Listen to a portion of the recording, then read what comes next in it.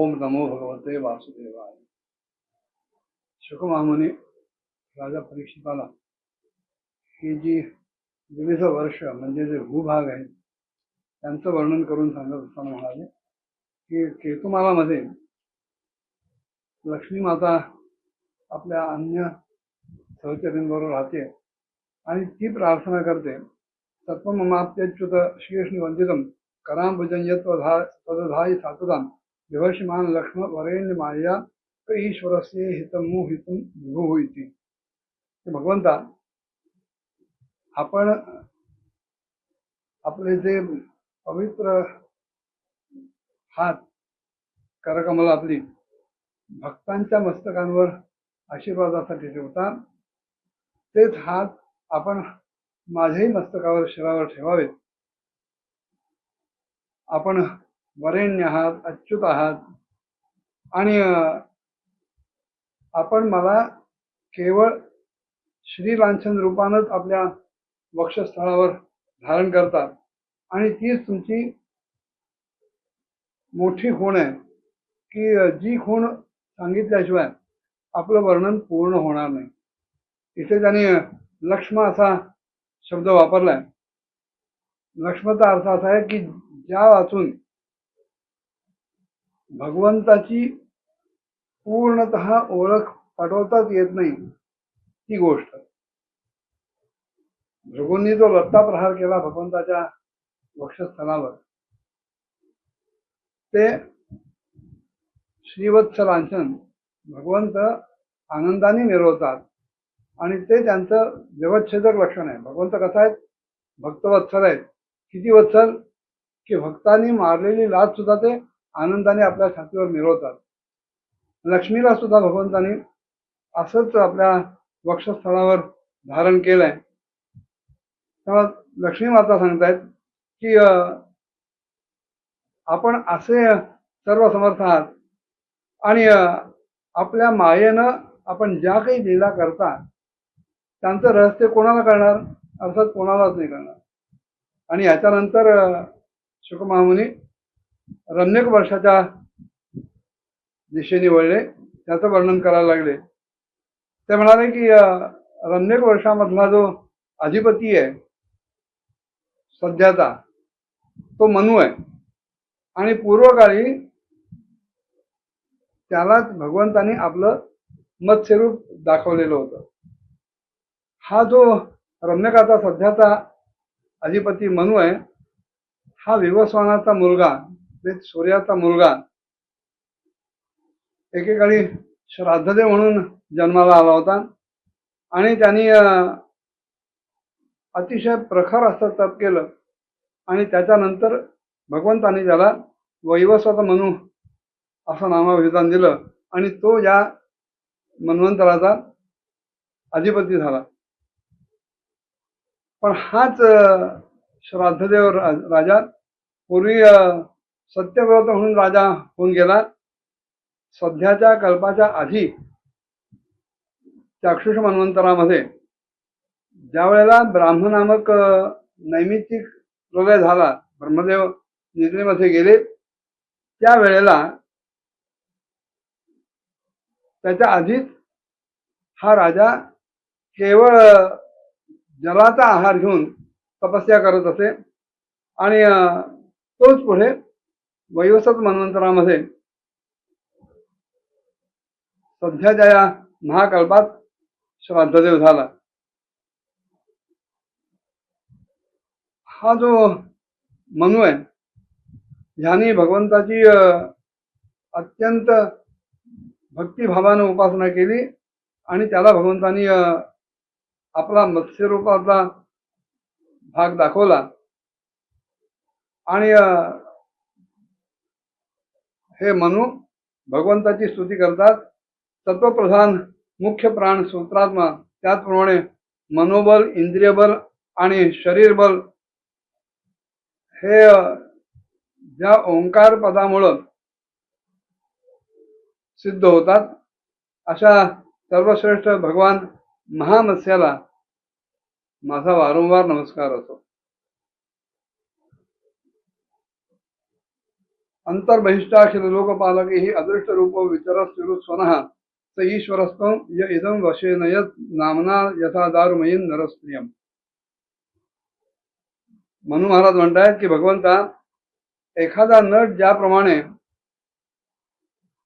कठपुतलीला नाचवतो, सूत्रधार आपल्या हातातल्या सूत्राच्या साह्यानं अनेक कठपुतली नाचवतो, त्याचप्रमाणे आपण सुद्धा हे जे काही ब्राह्मण, क्षत्रिय, वैश्य, शूद्र किंवा अन्य काही जातींची नावं आहेत, ह्या जणू काही दोऱ्या असून त्या दोऱ्यांच्या साह्यानं आपण या सगळ्यांकडनं त्यांचं त्यांचं काम करून घेतात.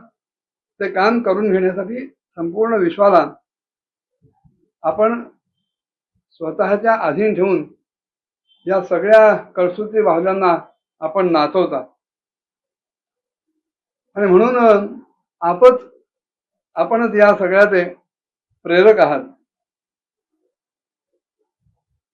आपल्याला सामान्य माणसंच काय, पण ब्रह्मादी लोकपालगण सुद्धा पाहू शकत नाहीत, प्रत्यक्ष करू शकत नाहीत. आणि तरी सुद्धा आपण समस्त प्राण्यांच्या देहामध्ये प्राणरूपानं आणि बाहेर वायुरूपानं निरंतर संचार करत असतात. आणि हे वेद हाच आपला सर्वश्रेष्ठ शब्द आहे. यन लोकपाला किल मत्सर ज्वला हित्वा यदंतोपि पृथक समेत्यज पातून शेकुर द्विपद चतुष्पदः तरी सुकुम स्थाणु यदत्र दृश्यते. एकदा झालं असं की निरनिराळ्या ज्या इंद्रियाभिमानी देवता आहेत, इंद्र वगैरे सगळे, ह्यांना प्राणांच्या बद्दल ईर्षा निर्माण झाली. एवढं काय म्हणून प्राणांना महत्व द्यायचं, आम्ही सुद्धा तेवढ्याच महत्वाचे आहोत. ती ईर्षा आली, मत्सर जागृत झाला आणि श्रेष्ठत्वाचा त्यांच्यामध्ये कलह सुरू झाला. तेव्हा मग आपण जे प्राणरूप आहात ते ह्या सगळ्यांपासून बाजूला गेल्यानंतर, वेगळे पडल्यानंतर ह्या सगळ्या इंद्रियांची तडफड सुरू झाली. तेव्हा आपण आपसात मिळून सुद्धा मनुष्य, पशु, स्थावर, जंगम इत्यादी जेवढी म्हणून काही शरीर आहेत दिसतात, त्यांच्यापैकी कोणीही आपण वगळता त्याच्या देहांचं रक्षण करू शकलो नाही. इतके आपण या सर्व देहांसाठी, सर्व योनींसाठी अपरिहार्य आहात, कारण आपण प्राणस्वरूप आहात. हे अजन्मा भगवंता, भवान युगांतार पूर्णिमालिनी शोणी मिमामोष वीरुधाम निधिम मया सहोरु क्रमतेज औजसा तस्मै जगत प्राण गणात्मने नमः. आपण माझ्या सकट सगळ्या औषधी आणि लता वृक्षांचे आश्रय रूप आहात. आणि अशा पृथ्वीला घेऊन मोठमोठ्या उत्तुंग अशा लाटांनी युक्त असलेल्या प्रलयकालीन समुद्रामध्ये मत्स्यरूपामध्ये अतिशय उत्साहानं विहार केलेला होता, हिंडला होता. आपण संसारातल्या समस्त प्राण समुदायाचे नियंत आहात, नियामक आहात. आपल्याला माझा खरोखर अनेक वार नमस्कार असतो. पुढे म्हणाले, आता आपण हिरण्मय वर्षाकडे जाऊया. कारण हिरण्मय वर्षामध्ये भगवंतानी कच्छप रूप म्हणजे कासवाचं रूप धारण केलं होतं, कच्छप अवतार धारण केला होता. आणि तिथले जे रहिवासी होते हे पितृराज आर्यमा याच्यासह याच्या पुढाऱ्यामध्ये नेतृत्वामध्ये भगवंताची उपासना करत असत. आणि त्या उपासनेसाठी भगवंताची ती आर्यमा नावाची मूर्ती त्यांनी ध्यानात घेतली. आणि ते सतत भगवंताची अशा प्रकारे स्तुती करायचे की जो संपूर्ण सत्वगुणांनी युक्त आहे, पाण्यामध्ये हिंडत असल्यामुळं ज्याला एकच एक स्थान असं निश्चित सांगता येत नाही आणि जो संपूर्ण काळाच्या मर्यादेच्या बाहेर आहे, त्या ओंकार स्वरूप सर्व व्यापक अशा आणि सर्वांना आधारभूत असलेल्या भगवान कच्छपांना माझा वारंवार नमस्कार असो. यद्रूपमेतं निजमाययार्पितम् अर्थ स्वरूपम बहुरूप रूपितम संख्यान यस्यास्य यथोपलंभनात तस्मै नमस्ते व्यपदेश रूपिणे. भगवंता,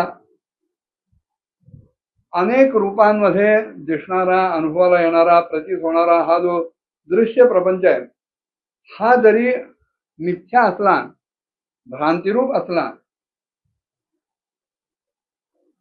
तरी सुद्धा वस्तुतः ह्याला कुठलीही संख्या निश्चित नाही. तो मिथ्यारूप आहे हे निश्चितच आहे, पण त्यामुळंच ह्याची एकच एक संख्या अशी निश्चित करता येत नाही. तरी सुद्धा ह्या सगळ्या मायारूप पदार्थांमधनं, वस्तूंमधनं, व्यक्तींमधनं आपणच प्रकाशित होत असता. ही माया केवळ तुम्हालाच प्रकाशित करत असते, दाखवत असते.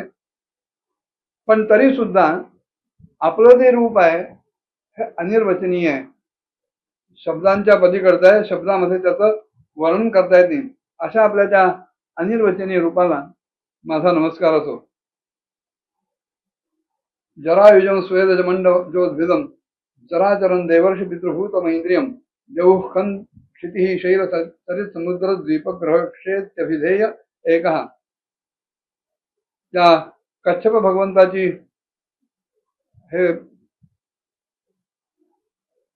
हिरण्मय वर्षातले जे निवासी आहेत, ते आपल्या नेत्यासह पितृराज आर्यमासह प्रार्थना करतायत, त्यांची स्तुती करतायत की आपण एकमात्रच असे आहात की जे जरायुज, स्वेदज, अंडज, उद्भिज, जंगम, स्थावर, देवता, ऋषी, पितृगण, भूत, इंद्रिय, स्वर्ग, आकाश, पृथ्वी, पर्वत, नदी, समुद्र, द्वीप, ग्रह, तारे इत्यादी सगळ्यांच्या विभिन्न नावाने आपण प्रसिद्ध आहात.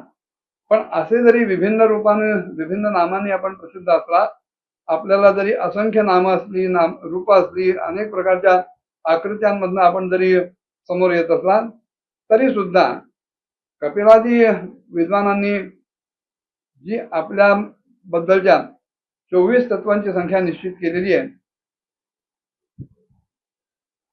ही संख्या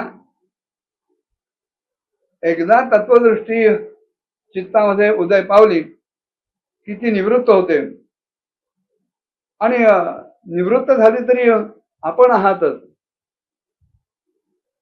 ब्रह्मांडाच्या निर्मितीपूर्वीही आपण होतात, ब्रह्मांडाची स्थिती पालन करतानाही आपणच आहात आणि हे संपूर्ण ब्रह्मांड जरी लयाला गेलं, पूर्णतः लयाला गेलं, त्याचा संहार झाला, तरी मागे जे काही उरणार आहे ते केवळ आपणच आहात. अशा आपल्या सांख्य सिद्धांत स्वरूप भगवंता, आमचा वारंवार नमस्कार असो.